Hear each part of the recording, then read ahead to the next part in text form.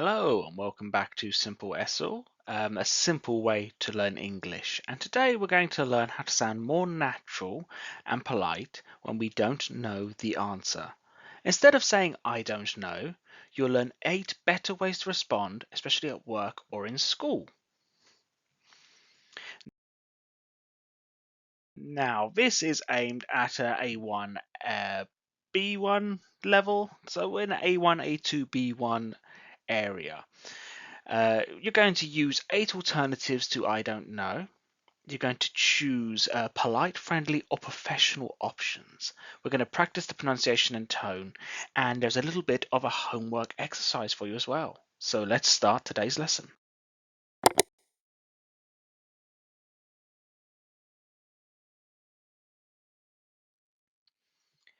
Now, why do we not say I don't know? Why can we not just say that every single time? It can sound unhelpful. It might sound like you're not thinking about the answer. Other expressions show interest, politeness, or professionalism. Natural speakers often use softer or indirect replies as well. So, what do you usually do when you don't know something?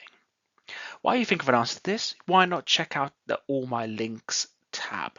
This will get you money off tutoring, access to worksheets and lessons. You can tap the link in the description or in the bio, or use the QR code just there. We're going to go into our first phrase. I'm not quite sure. So I'm not quite sure. This is a gentle or polite way of saying I don't know, and it's less direct. It shows uncertainty, but also suggests you're open to finding the answer or continuing the conversation. So I'm not quite sure, but I can find out.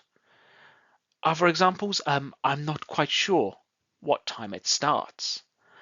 I'm not quite sure how to solve this. Let me ask the teacher.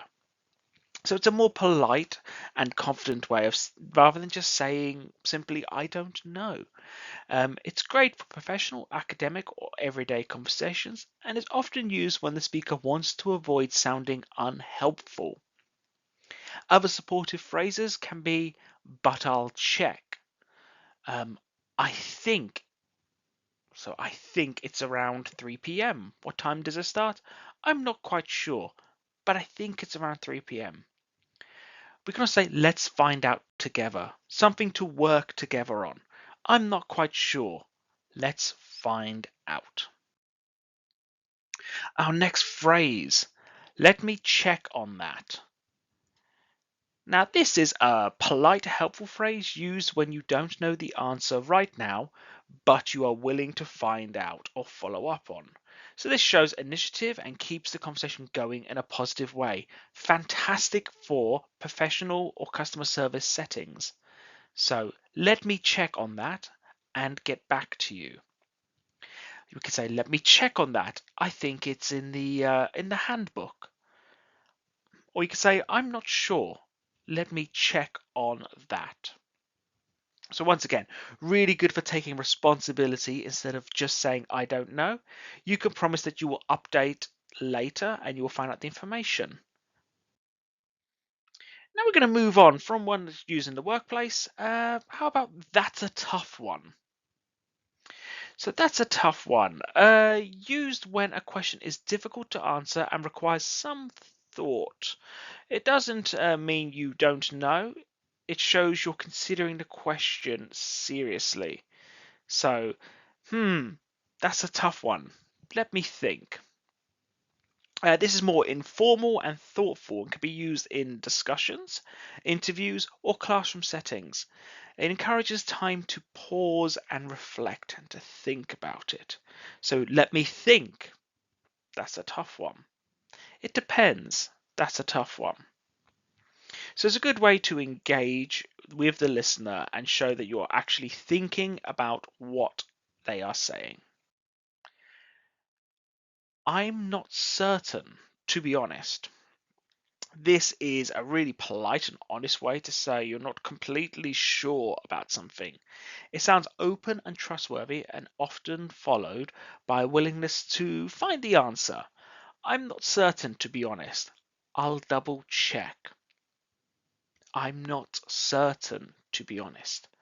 This is good for professional, polite, and academic settings. It's less abrupt, less short than I don't know. It sounds honest and respectful. You can often use phrases that can show your helpfulness, that you're going to find the answer, but I'll find out. I'm not certain, to be honest. I'll double check. We have a bit of a gap fill. I want us to complete the sentences with a phrase from the lesson. So, I'm not, but I'll ask the manager and let you know. What fills in the blanks? We have a certain amount of spaces. I'm not certain, to be honest, but I'll ask the manager and let you know. Let's try our next one. That's a I've never thought about it like that before. What could fill in the blanks? Something with 5 and then 3. That's a tough one. I never thought about it like that before. Let's try another. So complete the sentence with the phrases that we've learned so far. Um, let me. Oh, gave you a little bit there. Let on that. I'll look up and email you. I'll look it up and email you. Let me check on that. I will look it up and email you. So that fills in the blanks there. And we have our final one. I'm sure, but I think the answer is B. I'm not quite sure, but I think the answer is B. We have some more phrases that we can use to say we're not sure. Um, I'll have to look that up. So I'll have to look that up is a polite and honest way to say you don't know something right now, but you're willing to search for the answer, especially in a book, on a website, perhaps going on to Google. This is really useful in a classroom or learning environment. You want to check the facts. So that's a good question. I'll have to look that up. Fantastic at work as well. So what else do we have? I'm not sure off the top of my head. So this is a really good phrase used when we don't know something immediately, but we think it's worth checking. When we say off the top of our heads, we mean we can't think of it right now, and we want to find the answer. It's not easily remembered. It's common in spoken English, especially in a professional setting, and it's slightly colloquial. It's polite and reflective. So I'm not sure off the top of my head, but I'll find out. I don't have that information right now. Now, this is really great for workplace or in emails and has a formal tone. When we don't know something, perhaps because we're unprepared or didn't expect that question. So, sorry, I don't have that information right now. By saying right now, it reassures that we are going to find out the information. So it's very polite and formal and ideal for professional emails. So I don't have that information right now. And our final phrase, rather than saying I don't know, is I will get back to you on that. Now, this is really common in businesses and at school, a very polite and professional way of saying you don't have the answer right now, but you plan to follow up and find the information later. It shows reliability and responsiveness. So I'll get back to you on that as soon as I can. Very common at work, great for emails and meetings and presentations. And it shows, once again, taking responsibility to get that information. I would like us to do a bit of a matching exercise. I want us to match the phrase to the meaning. So that's a tough one. What would be the best descriptor, the meaning for this? That's a tough one. So it's a difficult personal opinion. That's a tough one. You need time to think about it. You say it's a difficult personal thing. I'll get back to you on that.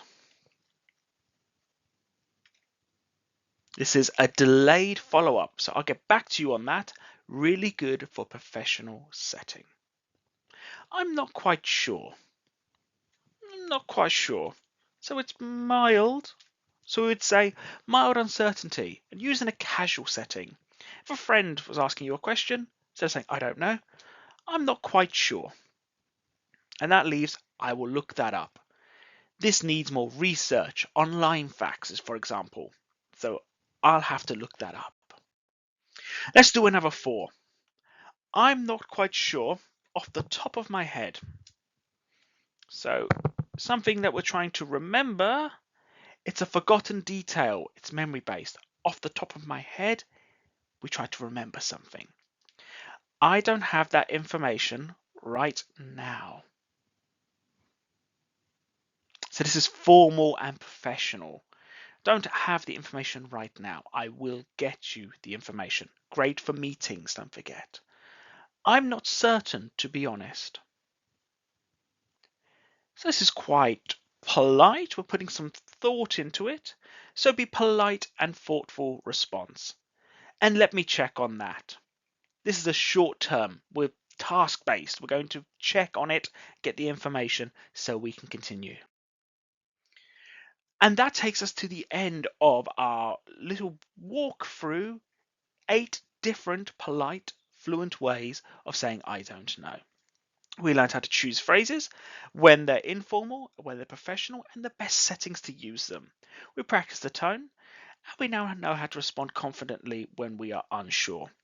Your challenge, the homework task, unless you want the worksheet available in the QR code or at all my links /simple-ESL21 or the links in the description or bio. But a challenge for you folks who are not signed up to the Patreon.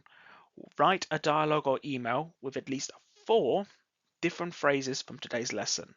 The context for this email: you're answering tricky questions from either a teacher, a friend, or a colleague. This will decide which phrases you use and the tone of those phrases. Well, today has been a great lesson. Hopefully you are not confused and you actually have the answers, so you won't need to say I don't know when it comes to 8 different phrases for I don't know. Get more practice by using the QR code below or the links in the description, and we will see you in the next lesson. Have a wonderful day.